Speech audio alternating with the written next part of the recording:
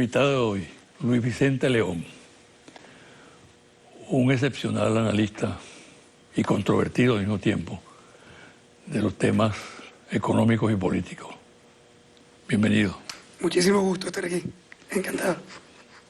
Mira, en este momento da la impresión de que las encuestas están en el banquillo, ¿no? Consecuencia de, por ejemplo, fallaron sus pronósticos sobre el plebiscito en Colombia en relación al Brexit. También en otros episodios, la elección de los Estados Unidos, ¿no? Sí. Hay como dos fenómenos. ¿Qué es para ti realmente una encuesta? Sí. Bueno, primero, es muy importante entender que la encuesta no sustituye la realidad, ni sustituye una elección. Es una medición de una realidad, es una fotografía de un momento particular. Pero hay quienes pretenden forzar las circunstancias para darle una validez absoluta. Primero que nada, tiene validez absoluta, excepto cuando ya el evento ocurrió. La encuesta es una foto. Y esa foto puede ser una foto muy buena, es decir, usualmente, si tú la tomas bien, ella suele darte una imagen muy parecida a lo que está ocurriendo. Parecida, nunca exacta, parecida. Porque es un sustituto. Es decir, tú no haces un censo, haces una encuesta, que significa tomar una muestra. Si esa muestra está bien tomada, ella te permite hacer una estimación de lo que está ocurriendo en el momento en que esa encuesta fue hecha. Pero cuando tú además, intentas... ¿qué papel juega la pasión de la gente, la sensación de la gente? Hay muchos factores que influyen, ¿no? Es decir, puede influir la pasión, la polarización, puede influir el miedo. Todo eso puede influir en una encuesta. Sin embargo, vale la pena de nuevo decir que las fallas en las encuestas, cuando es una encuesta que ya está muy cercana a una elección, son menos que los aciertos. Cuando tú chequeas la historia, tú vas a conseguir que si las encuestas están bien hechas, normalmente logran medir lo que está ocurriendo. ¿Qué llamas tú bien hecha? Bien hecha significa, primero, y creo que es clave, que la muestra representa el universo. Representa el universo significa que tú la has tomado tal cual en las proporciones y estructuras que el grupo que pretende medir. Tú, por ejemplo, no puedes hacer una encuesta en Venezuela y solamente hacerla en Caracas. ¿Por qué? Bueno, porque Caracas tiene una forma de pensamiento que puede ser distinta a Maracaibo, a Valencia o a las zonas rurales en Venezuela. Por lo tanto, para hacer una encuesta en Venezuela, tú tienes que tener una encuesta que tenga urbano-rural en la proporción que urbano-rural es en Venezuela. Pero además, tiene que tener los porcentajes de gente en Caracas que tiene Caracas y el porcentaje de Maracaibo que tiene Maracaibo. Es decir, si Caracas representa 12 o 15 o 20% de la población total, en la encuesta lo máximo que podemos tener de encuestados es ese porcentaje, porque si no, tú estás alterando la encuesta. Pero decía que hay dos fenómenos completamente distintos en lo que ha mencionado el Brexit o Colombia contra el fenómeno Trump, que son distintos. ¿Qué pasa en el Brexit? Que es más o menos lo mismo que pasó en Colombia. Sí, primero, tú puedes tener, en efecto, procesos de manipulación de encuestas. Eso siempre puede ocurrir. Hay encuestas que no son encuestas para medir la realidad. Hay encuestas que son encuestas de propaganda, que contratan los partidos, o que contratan los gobiernos, o que contratan un candidato para decir que él está bien. Entonces, eso ya no es una encuesta. No es que se equivocó la encuesta, es que hay una manipulación en ese proceso. Ahora, hay encuestas que no son financiadas, no son compradas. El tema de financiamiento no es el que marca el problema, porque obviamente que todas las encuestas alguien contrató, o ya sea un cliente, o ya sea una suscripción, o ya sea un partido, o ya sea una organización gremial, o ya sea un empresario. Es decir, alguien pide una encuesta, porque ¿qué son las encuestas? Las encuestas no son, las encuestadoras no son organizaciones públicas que tienen un presupuesto para ir por el mundo haciendo encuestas. Es decir, la encuestadora es una empresa que es contratada por alguien para que realice o ejecute una encuesta. Pero una encuestadora seria, su resultado no tiene absolutamente nada que ver con quien lo contrató. Te voy a poner un ejemplo clarísimo. Cuando Data Analysis comenzó a hacer encuestas públicas, nosotros nunca hacíamos encuestas públicas, hacíamos solo encuestas privadas. La primera encuesta que se publica política de Data Analysis, que se publicaba además prácticamente primero mensual y después semanal, fue en la elección del presidente Chávez contra Enrique Salas Romer e Irene Sáez en su primera elección, 1998. Esa es la primera vez que Data Analysis publica encuesta pública abierta en medios de comunicación. ¿Quiénes eran los clientes? ¿Quiénes eran los clientes? Los clientes eran Radio Caracas Televisión, el Grupo 1BC y el Universal. ¿Por qué? Porque es la primera experiencia que hay en Venezuela, en Estados Unidos es muy vieja, que los medios contratan una encuesta para, bueno, ponerla, para analizarla permanentemente en el proceso de campaña. ¿Quiénes eran esos dos actores? Los dos eran actores a ninguno de los dos le gustaba Chávez. Ni al Grupo 1BC le gustaba Chávez, ni le gustaba al Universal de la época. Y sin embargo, la encuesta de Data Analysis, contratada por estos dos medios de comunicación, fue absolutamente publicada, abierta, desplegada, mostrando a Chávez ganando, es más, por 16 puntos esa elección. Y nadie jamás llamó a Data Analysis, siendo los clientes, a decirte, mira, cambia esto, que entre otras cosas nunca lo hubiera cambiado, pero en todo caso ni siquiera se debatió sobre eso. Ahora, regresando al punto, Brexit y el otro, muy rápidamente, ¿qué ocurrió? Los colombianos sintieron una presión. O sea, los colombianos se sentían mal de decir que ellos no iban a votar por la paz, porque la campaña fue que si tú votabas en contra del acuerdo, tú estabas votando en contra de la paz. Eso no era verdad. Si tú podías no estar de acuerdo con ese acuerdo y sin embargo querer otro y querer la paz. Pero se construyó la idea de que si tú votabas en contra, estabas votando en contra de la paz. Y a la gente le daba pena decir que iba a votar en contra, pero no le gustaba el acuerdo.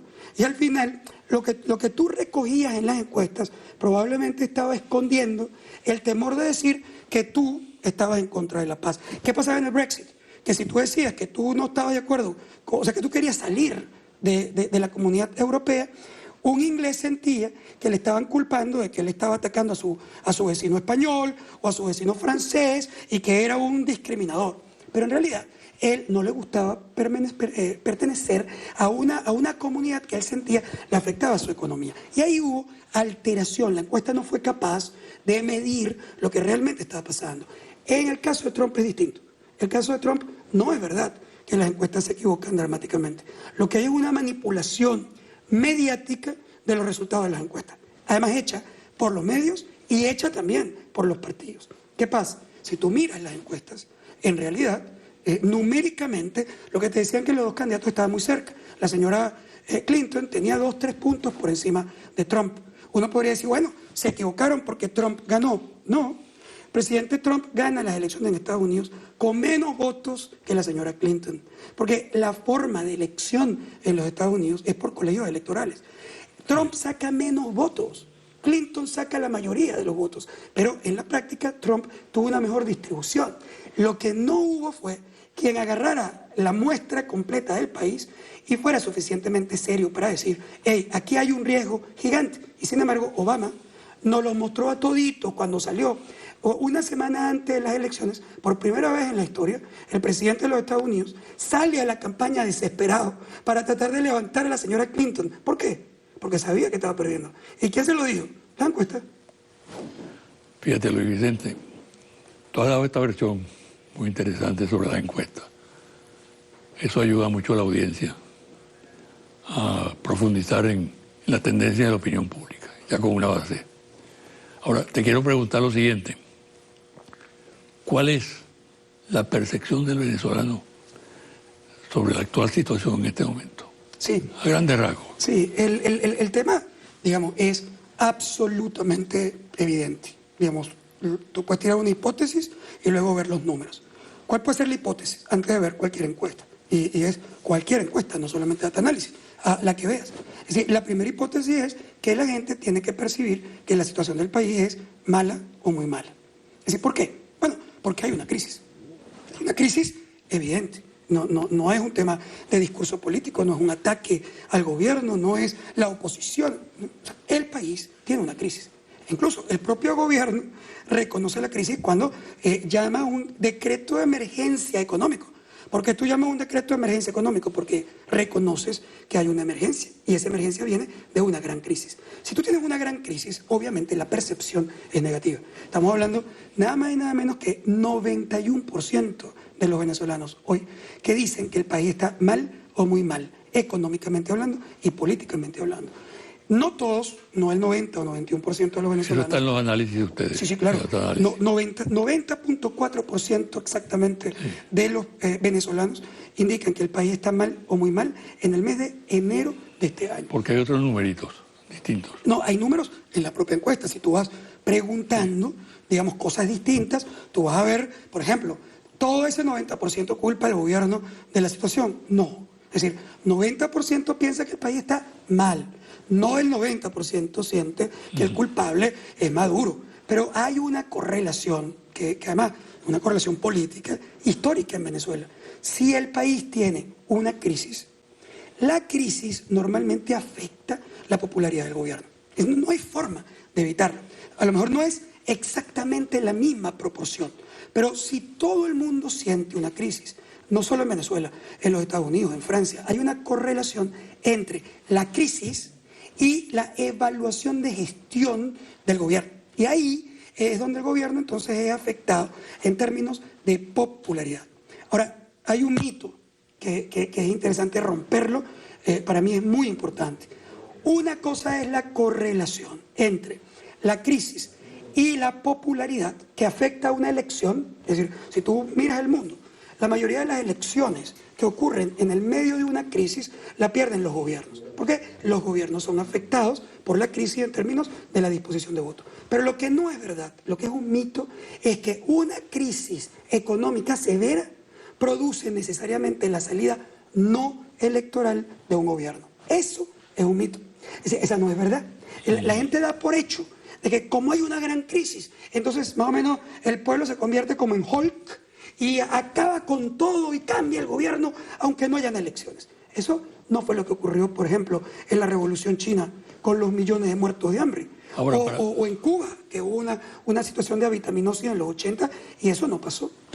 Para ti, en ese marco, ¿cuáles son las demandas y las preocupaciones más intensas pues, del venezolano hoy en día? Hay un cambio sustancial en la demanda de los venezolanos. Si tú te ubicas en hace 2 o 3 años, ¿cuál era la primera preocupación del venezolano? La inseguridad. La inseguridad le quitaba el sueño, era la pesadilla de los venezolanos. Ese problema no se ha resuelto, todo lo contrario. Los problemas de inseguridad han ido acentuándose de manera muy importante todavía, a pesar de que ha habido algunos intentos importantes. Sin embargo, en Venezuela la gente vive un proceso de inseguridad terrible, no solamente ya en los barrios, que ya es un tema crónico, sino en toda la ciudad. El proceso de inseguridad es realmente grave. Secuestros, robos, asesinatos. Cuando tú ves el parte de los muertos del fin de semana... Cuando no es bueno decir esto, eso es un fenómeno de la región también. Sí, ahí, por ejemplo... Eso no le quita la importancia que tiene. Claro, si tú lo comparas con Brasil, a pesar de haber tenido una mejora en el proceso, ha sido terrible, y también en México. Pero el caso venezolano es un caso realmente muy importante, y la gente sentía que ese era su principal problema. Pero hoy el tema ha cambiado.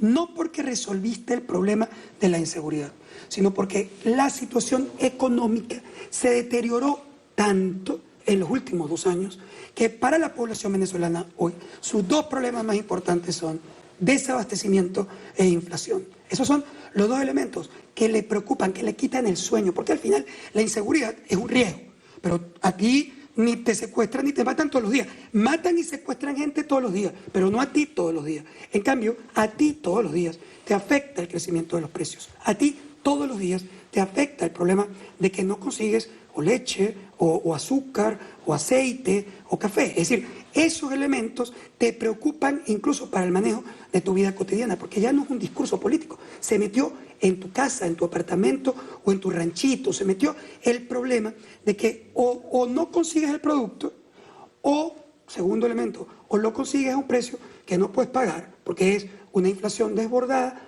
o, el tercer elemento, tienes que dar la mecate para conseguir a alguien que te garantice que alguien te reparte una bolsa y que obviamente se convierte en un tema, además de muy, en mi opinión, muy triste. Yo no estoy en contra de las políticas sociales de apoyo a la población más pobre. Yo creo que todo lo que se haga para apoyar a la población más pobre es positivo, pero eso es una política social. Si tú conviertes una política social en la política económica del país, si el abastecimiento de un país o la economía de un país depende de quien reparte una bolsa, estás hablando de un país en gravísimos problemas. Eso que tú señalas, esos problemas, ¿cómo repercuten en el liderazgo? Bueno, ¿Cuál es la situación del liderazgo? Es muy, muy interesante lo que está ocurriendo en ese proceso de liderazgo en Venezuela. Lo que uno usualmente analiza es obviamente el impacto de la crisis sobre el liderazgo mayor, que es el presidente de la República. Como dijimos, es obvio que si la población piensa que hay una gran crisis, afecta la popularidad del presidente Maduro. O sea, el líder es, sin duda, afectado en términos de su soporte popular, pero no es el único afectado. Es decir, es normal, es obvio la caída de la popularidad del presidente Maduro. El presidente Maduro gana las elecciones con 51% de los votos. Además, en todo un debate sobre ese proceso, apenas hace 3 años. Hoy, la popularidad del presidente Maduro, digamos que es oscilante alrededor de entre 17 y 20%. Eso es una caída muy significativa y es el nivel más bajo del chavismo en toda su historia gobernando. Pero cuando tú te volteas, ¿qué consigues en el liderazgo alternativo? Dentro del propio chavismo, a pesar de que el presidente Maduro cae, no hay ningún líder que supere al presidente Maduro. Es decir, no hay el surgimiento todavía de un líder chavista que rete de manera sólida la popularidad del presidente Maduro dentro del chavismo, aun cuando sí hay un fenómeno distinto que estamos viendo este año, y es que los líderes alternativos del chavismo se parecen en nivel de soporte al presidente Maduro, es decir, que no son tan distintos como en el pasado. Con Chávez no había nadie cerca dentro del chavismo, tampoco fuera. Es decir, no había nadie cerca de Chávez desde el punto de vista de conexión popular. Hoy cerca del presidente Maduro están varios líderes del chavismo: Diosdado Cabello, Jorge Rodríguez, Tarek El Alzaini, incluso Rodríguez, el más joven. Héctor. Es decir, Héctor, están, obviamente, Maduro sigue siendo el primero, pero están mucho más parejos, todos muy bajos y afectados por la crisis, pero más parejos. ¿Y en la oposición? En la oposición el liderazgo también se afecta. El liderazgo opositor, primero, no es verdad que no existen líderes en la oposición. Hay, y además varios. Desde el punto de vista estadístico, hay 4 líderes que tienen en este momento lo que podríamos llamar soporte estadísticamente significativo. Es decir, que están en los números, que tienen votos de población y que son, digamos, sólidos desde el punto de vista de la votación potencial. Esos 4 actores son Leopoldo López, Enrique Capriles, Henry Falcón y Henry Ramos Ayub. En ese mismo orden. En ese mismo orden.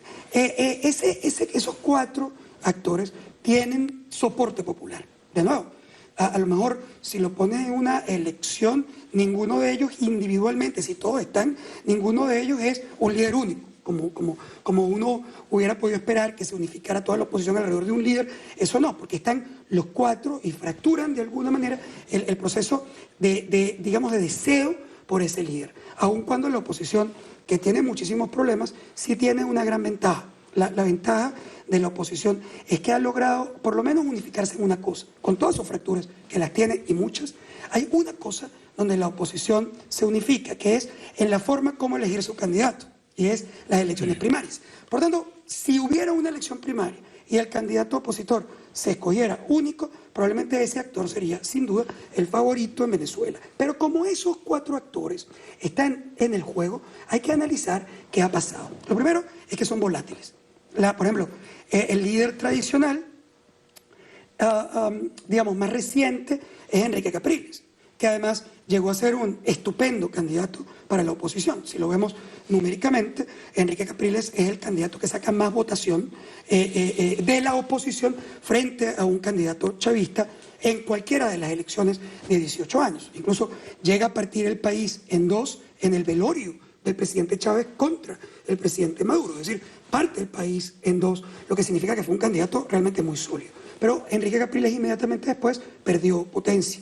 perdió potencia porque, entre otras cosas, una parte de la población le castigó porque dijeron que había ganado la elección y no la había cobrado. Entonces, eso le abre una ventana de oportunidad ¿a quién? A una oferta más dura de defender ese derecho de la oposición. Y ahí entra Leopoldo López, que siempre ha sido un líder importante dentro de la oposición y capitaliza un deseo, capitaliza algo, un vacío que había quedado ahí y sube dramáticamente y se convierte prácticamente durante un par de años en el líder más fuerte, además muy lejos del que le seguía, en casi 14 puntos porcentuales. ¿Qué pasa el año pasado? Que Enrique Capriles dispara una campaña por el tema del referéndum, recorre todo el país y genera una esperanza. Y vuelve a subir, vuelve a reconectarse con la población opositora, generando la esperanza de ese evento que era el evento referendario. Pero ¿qué ocurre? En el caso de Leopoldo, que se había mantenido, obviamente se desgasta en el tiempo, porque la cárcel, aunque es una ayuda desde el punto de vista de solidaridad primaria, también es un desgaste que no te permita dar vueltas por todo el país y estar cara a cara cercano a la población. En el caso de Capriles, se desgasta luego de que obviamente el referéndum no ocurre, que se hace una promesa electoral que la oposición siente que, bueno, que fracasó, que no se cumplió y que obviamente se voltea a buscar culpables. Y eso, pues, obviamente también afecta a la popularidad. Queda el tercero, que es Henry Falcón. El caso de Henry Falcón no está ni en la primera ni en la segunda posición. Todavía Leopoldo López y Capriles ubican en la primera y segunda posición del liderazgo opositor. Pero ¿qué pasa con Falcón? Falcón tiene una base de soporte que es distinta a la de Leopoldo López y Capriles. Cuando digo que es distinta, es que no es un candidato que le gusta a los opositores. Es decir, a ese opositor que realmente ha estado ahí siempre en contra del chavismo o en contra del gobierno. ¿Sí? No, el soporte de Falcón viene fundamentalmente de los independientes. Es una oferta más moderada, es una oferta, digamos, intermedia. Yo no la estoy calificando de buena o mala, simplemente que es una oferta alternativa que intenta apelar a los independientes, que representan más de 38% de los electores totales. Entonces, ¿qué pasa?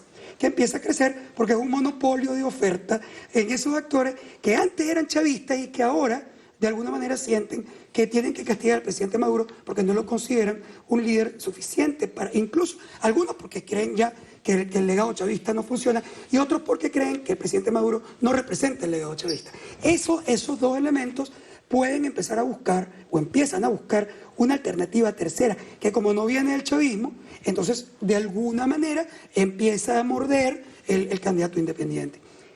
Por cierto, cuando tú le comentas esto a un opositor, y no me refiero a un líder, me refiero a un opositor común y corriente, es decir, normalmente no sienten que es posible. Pues, pero bueno, ¿cómo es posible que tú digas que Falcón está en ese juego si yo no conozco a nadie que le guste Falcón en la oposición?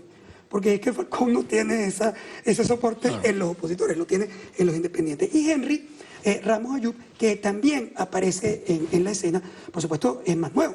Es más nuevo, ¿por qué? Porque Henry viene de un partido tradicional que había tenido un deterioro importante en el respaldo popular opositor, pero que cumple una función en la Asamblea Nacional que es atractiva para una parte importante de la población. Paradójicamente, hay un concepto germánico en la política que se llama frescura, y uno tiende a pensar que la frescura es juventud solamente, y no, la frescura es un montón de factores, incluyendo, por ejemplo, ese discurso que, bueno, que es simpaticón, a veces duro, polarizante, pero que hace reír, que por cierto, el presidente Chávez también tenía, y que de alguna manera lo conectó a una parte importante de la población. Esos son los cuatro líderes opositores. El tema es que eso se va moviendo, es decir, a veces sube Leopoldo, a veces sube Capriles, va comiendo terrenos Falcón, aparece en la escena Ramos, pero sale de la Asamblea, no sabemos para dónde va. Ese juego está abierto, pero todos tienen una espada de Damocles, y es que la gente quiere una solución a su problema. Quiere, además, alguien que le venda un país, es decir, que le ofrezca un país que eventualmente le genere esperanza, es decir, que lo enamore. Y ahí hay un problema, porque tú no enamoras hablando mal del gobierno, tú enamoras ofreciendo una alternativa. Tú enamoras creando la expectativa de cambio en positivo, lo que tú puedes ofrecer, el cambio, la Venezuela que se puede vivir en el futuro distinta a la Venezuela que tú o vives o rechazas. Ese enamoramiento, ese líder que cuenta una historia y que genera sueños, a alguna población, seguramente a algunos oyentes le da rabia la palabra sueño. Yo no necesito sueños, yo necesito realidades. Pues bien, en la ciencia política y en la política, si tú no haces soñar, no vas a tener ninguna posibilidad de acceder al poder, y si tú no accedes al poder, no puedes accionar. Por lo tanto, primero generas sueños y después actúas. Vamos a hacer una pausa y al retornar hablemos sobre la situación económica, rápidamente, ¿no? Con gusto.